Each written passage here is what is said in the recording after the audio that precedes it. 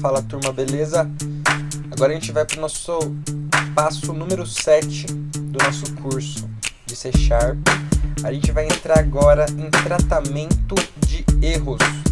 Tratamento de erros. E o que é isso? Provavelmente no seu código já deve ter dado pelo menos aí milhares de erros. Você deve ter errado pra caramba. Eu espero que o seu contador de erro esteja nas alturas, tá? Esteja explodindo, estourando a memória RAM do seu computador. Então, pensando nisso, você tá lotado de erro aí, mas tem um momento que a gente precisa refletir sobre o erro. É bom errar, né?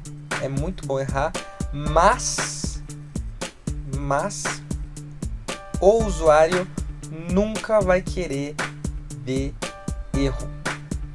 Você pode errar, eu quero que você erre para você programador, mas o seu usuário, ele não vai te perdoar se seu programa der erro. E o problema é que quando o programa dá erro, ele crasha. E crashar significa que ele fecha sozinho. Talvez você já tenha usado algum programa ou algum aplicativo que ele crashou e aí o aplicativo vai e fecha, né? O programa vai e fecha. Isso é uma coisa que você nunca vai querer que aconteça com o seu usuário, senão ele nunca mais vai confiar em você. Tá bom, peguei pesado. Ele vai confiar em você porque depois você vai arrumar e aí vocês vão vai ficar bonitinho. Mas assim, é sério. Existem muitas pessoas, eu já perdi muitos usuários porque o aplicativo às vezes dá um bug no momento e o cara fala, pô, que aplicativo zoado, e nunca mais usa. Você pode perder uma pessoa para sempre, mas se a pessoa for mais cabeça fechada. Agora, se a pessoa for mais cabeça aberta, ela vai entender que vai vir uma atualização, que a gente já está corrigindo o erro, tal. Mas a gente não quer correr o risco, né? Não quer correr o risco. E para não correr o risco, a gente vai usar o conceito de tratamento de erros para o usuário. Então, o que é isso? A gente vai... Então, don't crash, né? Então, por favor, não crashe meu programa. E aí, essa é a sintaxe que a gente vai usar para prevenir ou para conseguir manusear um erro. Ou então para a gente conseguir tratar um erro, tá? Então, nesse caso, como que é a sintaxe disso? A sintaxe para tratar um erro no C# é dividida em 3 partes. Primeiro é o bloco do try, né? Try. Depois eu tenho o bloco do catch e depois eu tenho o bloco do finally. Lembrando que o finally, ele é um bloco opcional, tá? Eu não sou obrigado a usar ele. Como que funciona? Dentro do bloco try eu tenho a chave que abre e que fecha, dentro do catch também e dentro do finally também. Dentro do bloco try eu vou colocar o código normal, o código que você está protegendo, tá? Então dentro do try é o código que está protegendo. O catch, o bloco do catch, ele vai cair aqui dentro caso o código que está dentro do try dê erro. Então, se der algum erro, né, ou lançar alguma exceção no seu programa, der algum problema, seja lá qual for, deu algum erro dentro do bloco do try, ele automaticamente para de executar o try e vai lá para o bloquinho do catch, avisando que deu erro, certo? E depois que ele executa o catch, ele vai para o finally. Ou então, se ele executa o try também sem erro, ele vai no finally.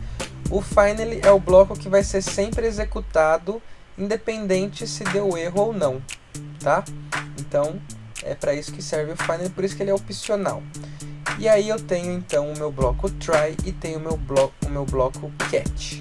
O try sendo o código que está protegido e o catch sendo o código que ele vai executar caso dê um erro, tá?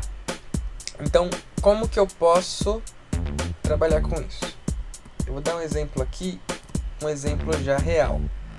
Então eu vou abrir o Visual Studio, vou criar um programa aqui, vou usar o nosso projeto.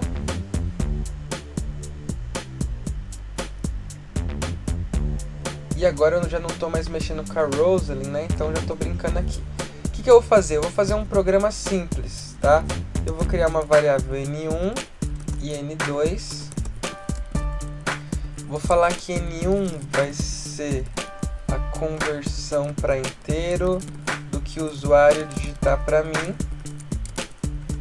E a mesma coisa o N2. Só que antes eu vou pedir para o usuário, eu vou escrever, né?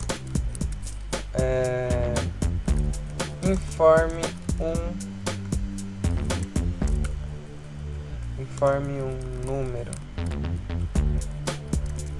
Tudo bem. E depois eu coloco informe outro número. Muito bem. E aí eu vou criar também uma variável aqui para... Eu vou fazer uma divisão. Se eu quero fazer uma divisão, então o que eu vou fazer? Vou apagar tudo aqui, vou colocar decimal. Criar minha variável aqui como decimal, N1. Vou iniciar ela com 0, vou iniciar e a divisão também com 0, certo? Beleza. E aqui eu só vou mudar uma coisinha, que eu vou trocar aqui para convert to decimal. E aqui também. Beleza. Opa, deu erro aqui, escrevi 2 vezes o to, pronto. Agora eu vou fazer a conta. Então a divisão vai receber N1 dividido por N2. E depois eu vou escrever na tela o resultado.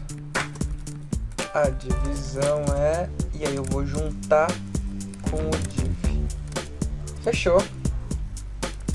Esse é o meu programa, certo? Então se eu executar ele aqui...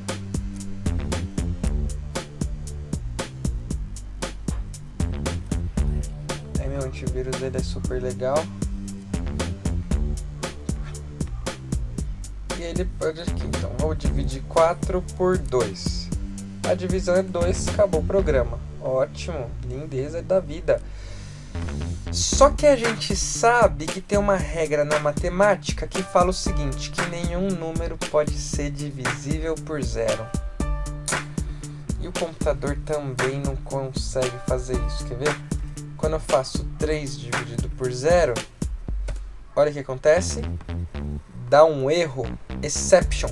Exception é a palavra que a gente usa para designar o erro, tá? Então, quando lança uma exceção, uma exception, que vai crashar o seu programa, o nome que a gente dá é exception, tá? E aí dá um programa. Nesse caso aqui, como eu estou no Visual Studio, ele voltou pro meu código falando aonde que deu erro. Mas se isso aqui já tivesse publicado, se esse programa já tivesse publicado, o usuário ia crashar o programa, ia fechar e dar um erro para ele, e ele ia falar, poxa, que porcaria de programa, né? Então, para evitar e para proteger nosso código, a gente vai usar o conceito do try catch. Então, como que eu faço isso? Primeiro, eu vou colocar todo o código que eu quero proteger dentro do try. Então, eu posso vir aqui nesse caso e colocar o try aqui, e eu vou fechar ele só aqui embaixo, que é depois que eu terminei o meu código que eu quero proteger. Depois eu coloco o catch, que é a parte obrigatória. E pronto, ó. Dentro do try está o meu código que eu quero proteger. Dentro do catch, se der erro, vai vir para cá. Se der erro, eu vou falar assim, ó. Ocorreu um erro.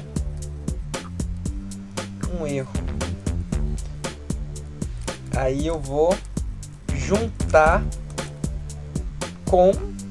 Qual que é a mensagem do erro? Eu posso, se eu quiser, eu posso vir aqui nessa variável ex que eu coloquei. Dentro dessa variável ex, ela tem a mensagem do erro.